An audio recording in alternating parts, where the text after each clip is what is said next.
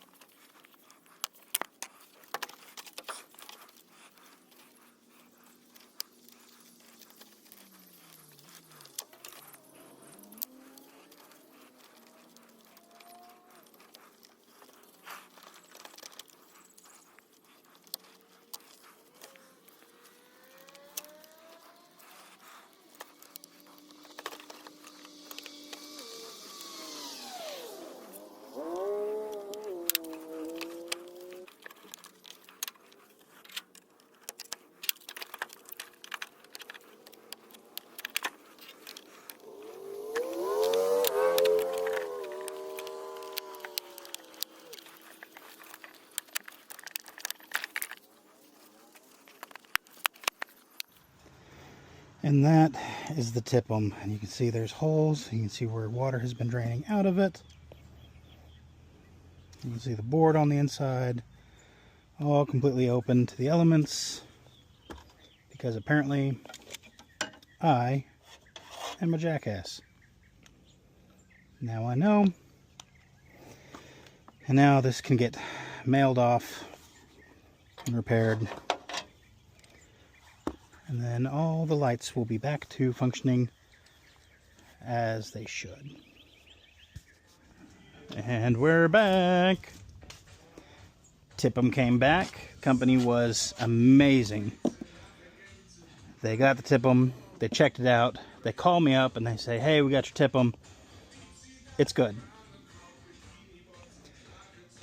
Well, that's great. I appreciate that.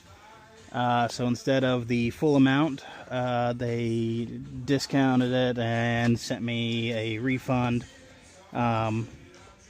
for just checking it and freight.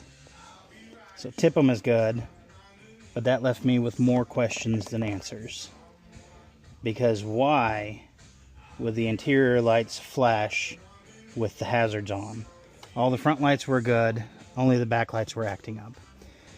So I get the TIPM in, I put it back in the Jeep, hook everything back up.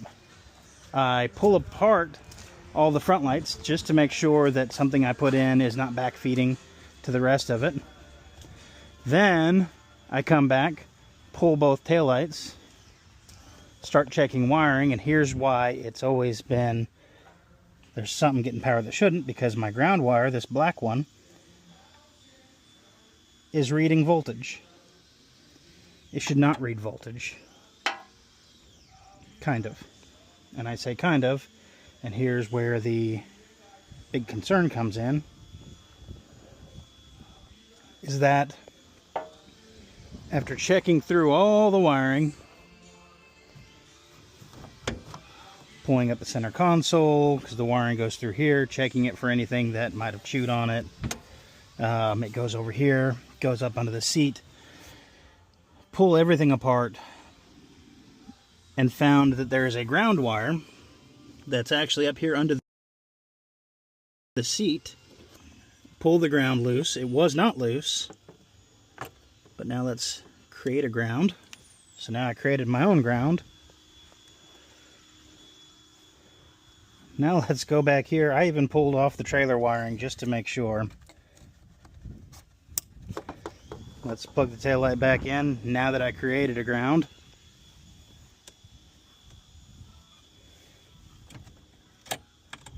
Did I create a ground? Oh, hold on.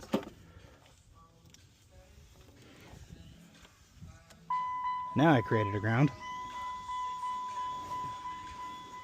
Now I have taillights. It was a ground wire.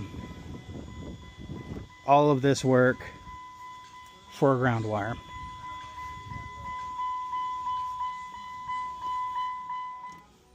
Then come up, and with that ground, my interior lights are nice and solid again. They're not flashing with the hazards. All of it was because of a ground wire.